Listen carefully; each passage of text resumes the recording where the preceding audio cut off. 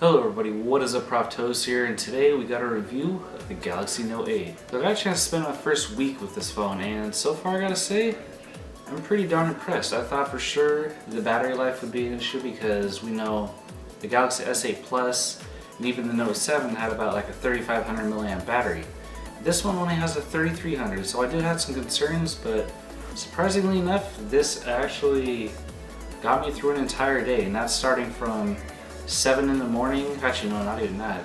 I'm plugging in at 6:30 in the morning and going all the way till like 12 at night without even getting it a charge. And even by the time it's like 12 a.m., I still got at least 20 to 25% battery, which is highly impressive, and I'm not even using the battery saving settings on this yet. And keep in mind, this isn't with me just using a little bit of it, or here and there, maybe checking Facebook and turning it off. No, this is me. I tried this at work. I used Pandora for the entire day, plus using the music that's on my phone. That's also while watching YouTube for at least like 30 minutes on a break, or if I'm just sitting there browsing Facebook or texting or doing whatever. And surprisingly, this actually really holds up well. Alright, now for the camera part of the phone, you probably guessed it by now, but the camera quality is pretty excellent. The phone has been pretty amazing with it. So as you can see, we got kind of our full landscape mode that we got that actually does a bit more of a wider shot, a little bit more zoomed in, and of course we got our smaller shot that kind of just gets more of the area in, which is still pretty nice.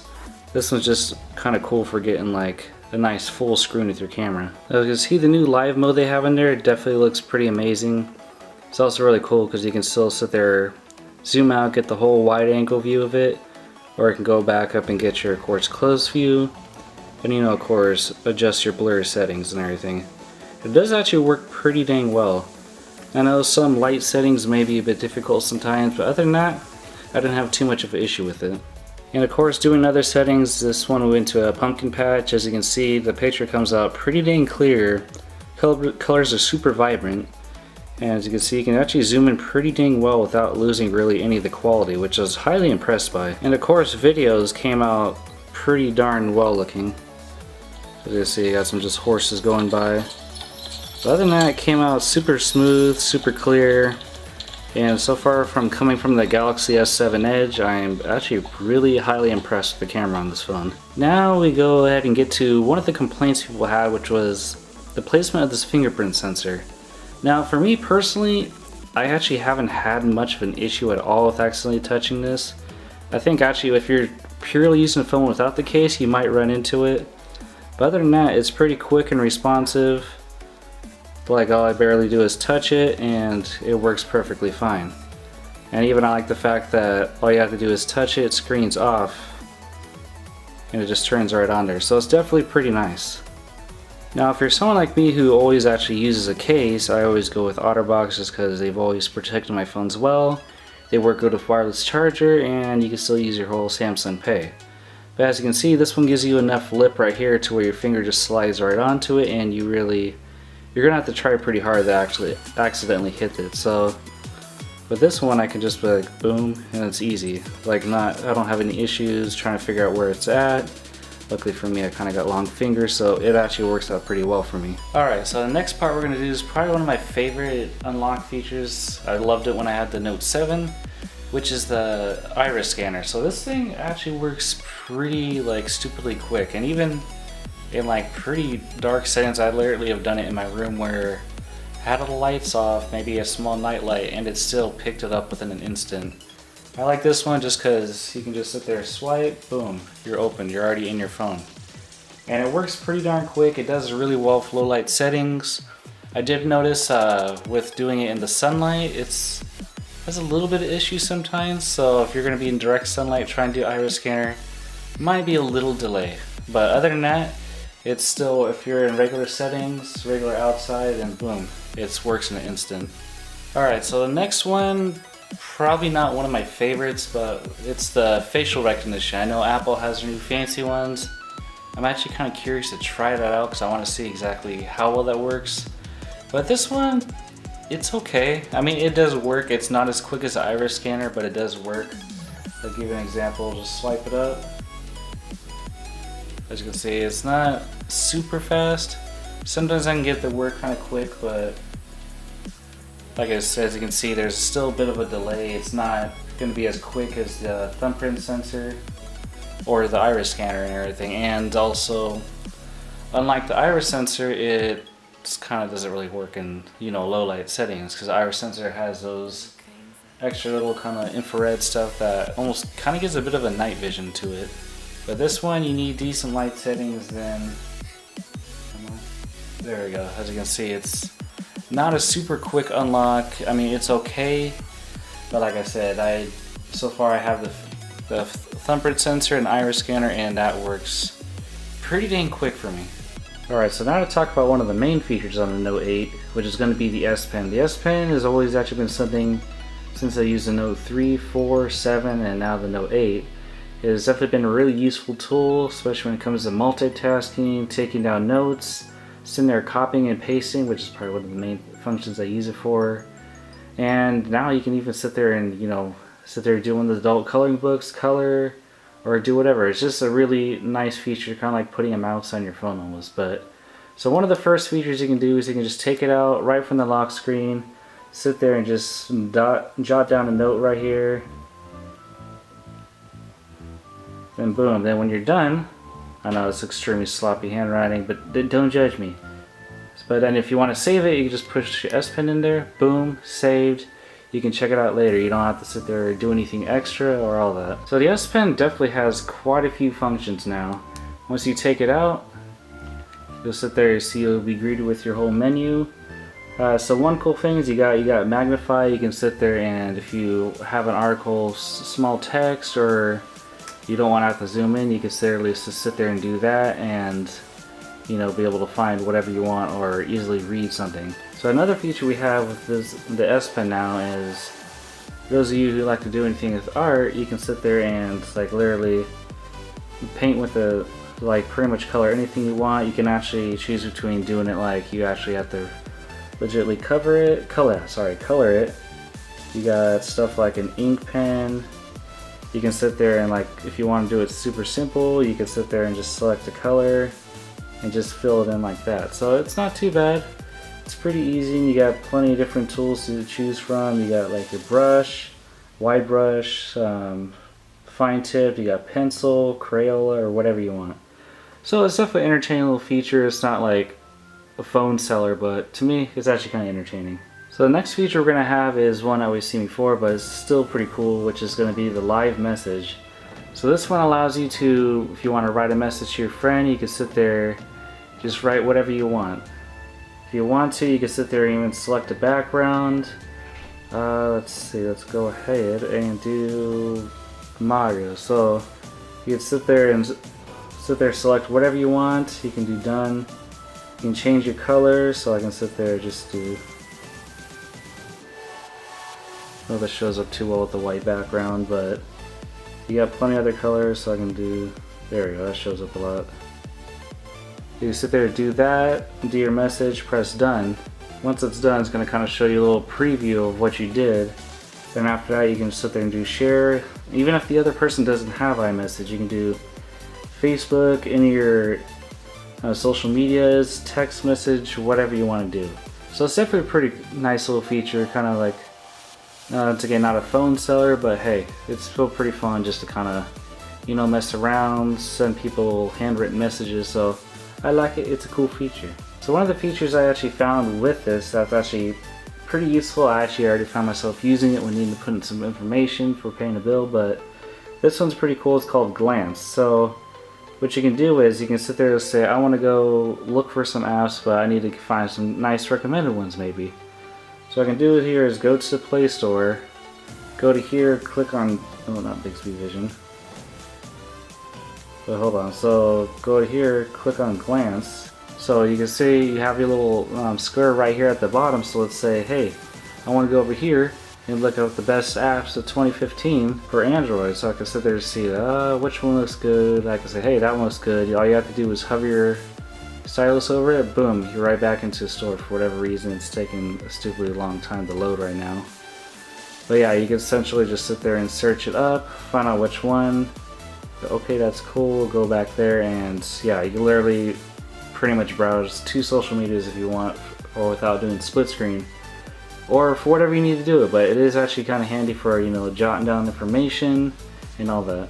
Alright, so to do another one of the issues, so some people complain that the speaker on this phone isn't that loud, or it could be loud or something like that. And personally, this thing's been pretty freaking loud. I don't get it. I think it might be a little bit louder in my S7 in ways, but yeah, so YouTube definitely works pretty nice. They do have an option to, instead of when you have the black borders, you can full screen it. For instance, let's go the freaking poopy pie. But as you can see, for loudness, YouTube, let's go. I don't know how well you can hear that, but Thank you very much. definitely pretty freaking loud as crap. You can sit there and full screen it like that. It does cut off a little bit of the edges, so you will be seeing that, but other than that, it looks pretty freaking nice watching freaking YouTube on here. Alright, so now to talk about one that's kind of a love and a hate for different people, which is gonna be Bixby. Let's try it. Hi Bixby. Hi Bixby. Hey Bixby. Hey, there it is. Oh, no. Hi Bixby. Hey Bixby. Okay, oh, if it doesn't want to respond to your voice, you could always just hold down the button. Which, it's kind of neat for doing stuff. I can do like, set timer for 13 minutes. So you see it does kind of stuff like that, which is kind of cool. You can use it, not every app will really support it, but a lot will. Like you can do, open Google Play Store.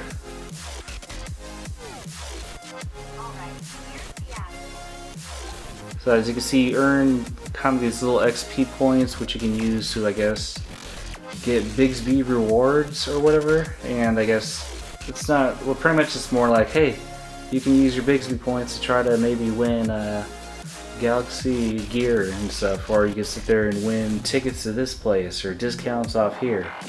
So it's pretty cool. It's not super accurate. It does kind of work without the screen. Please, Bixby, for the camera, just work. Hey Bixby. Hi Bixby. Hey, look at that. Open camera.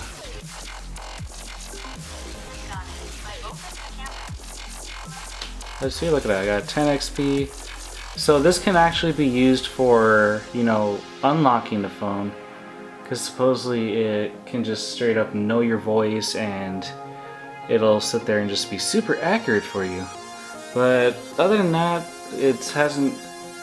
It's kind of hit and miss. I still love the main Google Assistant. Bixby's just handy just because I can hold down the button, just have it set a timer, or open something up real quick. So it's pretty neat, but of course it's not as. I guess it doesn't have as much personality as the Google Assistant, as I say, because I can sit there and go like that, and go like, "What's cooler than being cool?" I don't know if you can hear that or not. Well, let's try it again. What's cooler than being cool? Ice cold. Alright, alright, alright, alright, alright. So you can see Google still kind of has a bit of an edge when it comes to personality. Like if I were to do that with Bixby, what's cooler than being cool? Let's take a look at what I found on the web. They say like, I don't want to do a web search. I want you to tell me. You should know this. These are important questions. And even with the Google Assistant, hold on. I can go like, hey, am I handsome? Ice cold. Alright, alright, alright, alright, alright. Okay, that's not what I asked. You're not doing well for me trying to prove you better. Let's try it again. Am I handsome? You make everyone blush. Oh, see? Am I cool? Just let me check my top 10 coolest people list. Yep, you're number 1. So Looks see? like you just barely beat Beyonce. Oh shit, I'm better than Beyonce? Hell yeah, boy. Who's number 1? Here's what I found on the web. Okay, so it doesn't do everything, but it definitely is a lot more, you know, personality than Bixby is. I know Bixby still has the 2.0 that's supposed to be coming out, I think, later this year and all that, but other than that, it's alright. It does okay. It's like I said, it's not up to the level of Google Assistant or Siri, but you know, it still does its job. It's pretty cool. So in case you guys may have been wanting to get a case for your new shiny phone, because like I said, this would not be something I would ever want to drop at all. And before you guys wonder, no, I'm not being sponsored or whatever. I wish, that'd be badass. Hey Otterbox, if you want to sponsor me, you know, hit me up in the DMs, man. But anyway, so if you guys do want to get some decent protection that still works with all wireless functionality, this is what's been my go-to. I've seen I have the symmetry on my, was it Note 7. It is pretty good, but I always go with the commuter just because this always, if I drop my phone, I'm always going to feel a lot safer doing it because I know this thing actually protects it. So this one, as you can see, you'll get a decent little silicone layer. This will basically be the main part that you can see. You got all these grooves in here for all your buttons, and this is going to be the main part that actually absorbs all your shock. This is pretty cool, and it's pretty easy to install. All I have to do is basically just slip it in there. What I always do just to kind of make it easier is I always try to line these flaps. Some people like these, some people don't. I mean, if you're really hardcore, you could cut them, but I wouldn't want to do that because they're nice for kind of just protecting your ports. So I always just try to slide those in there, and after that, all you got to do is snap that on. Boom, you're ready to go. So you got all your ports covered up and ready right there. Easy access. Your S Pen comes out just fine, no issues, doesn't snag or nothing. And the best part is I like with this one is the fact that for anybody who's actually had the issue of, as I showed earlier in the video, of actually going like, oh crap, where's my fingerprint sensor? This one makes it really easy because all you have to do is slide and then boom, you're unlocked right there. It's not really any kind of guessing because as long as you go over here, slide, then it's pretty easy. So this is the main case I enjoy. This one's the indigo blue. This is actually kind of an interesting case because when I originally got it, I thought it was a black case or kind of a gray case. But when I got it, I was like, this looks really black, but all of a sudden in the sunlight, it looks super blue. So I don't know, this has actually been kind of a cool case for me because I originally wanted blue. And this actually was like, oh, okay, I didn't even know this looked that blue. It's pretty nice. But it does have like this kind of nice little textured feel right here, so I definitely do like that. It feels very nice. Pretty easy to differentiate between all your little buttons right here. So definitely pretty nice, and you definitely do get a nice little lip right here. So if you want to set it down, you don't have to worry about it. If you put it this way, oops, that was a little hard, but you don't have to worry about any dirt and grime pushing against the lens because you got that nice lip right there. Alright folks, so there you have it for our review of the Galaxy Note 8. What do I honestly rate it? If I were to do it on a 1 to 10 scale, I'd probably put it at about a 9. Well yeah, about 8.5 to 9. It's not the perfect phone, but it is, to me, it pretty much has everything I would ever want in a phone. I haven't seen any phones out there that would really make me switch from having this phone. They have the new Google Pixel 2, that one, I don't know. I have some choice words for that. I could do a whole separate video, but if I were to have to have two choices between the Pixel 2 XL or this one, it'd be the Note 8 easily because they're roughly kind of the same price range, but you get more bang for your dollar with this one. Let alone the AKG headphones you get with this sound pretty damn good. Like I was testing out, listening to different songs, some high quality songs, and the sound was pretty damn clear on it. The bass was nice, and like I say, like, heck, $100 pair of headphones that have really dang good sound to them, and it comes with the phone for free, you can't really go wrong with that. Alright folks, so do you guys have the Note 8? If you do, what has been your experience? Have you loved it? Have you had issues that you didn't like about it? Or what's your top phone that you like for this year? What is your pick? So, as always, I thank you guys for watching, and I'll catch you guys later.